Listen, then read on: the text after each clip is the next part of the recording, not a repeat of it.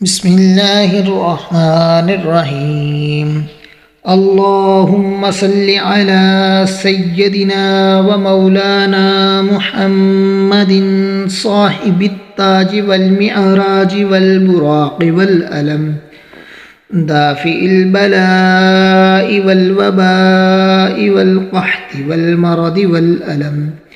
اسمه مكتوب مرفوع مشفوع منقوش في اللوح والقلم.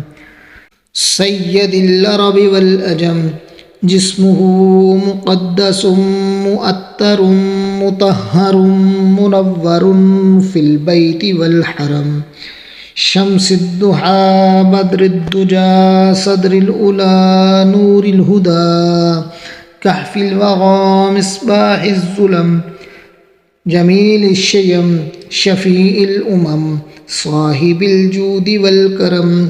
والله عاصمه وجبريل خادمه، والبراق مركبه والمعراج سفره. وسدرة المنتهى مقامه، وقاب قوسين مطلوبه.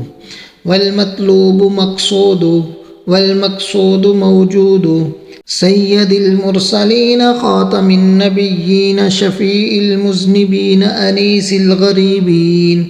رحمة للعالمين راحة العاشقين. مراد المشتاقين شمس العارفين سراج السالكين مصباح المقربين. محب الفقراء والغرباء واليتامى والمساكين. سيد الثقلين نبي الحرمين إمام قبلتين. وسيلتنا في الدارين صاحب قاب قوسين محبوب رب المشرقين ورب المغربين. جد الحسن والحسين مولانا ومولى الثقلين أبي القاسم محمد بن عبد الله نور من نور الله.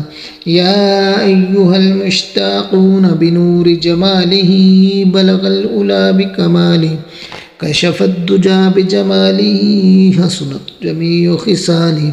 صلوا عليه وآله وصحابه وسلموا تسليما كثيرا كثيرا كثيرا.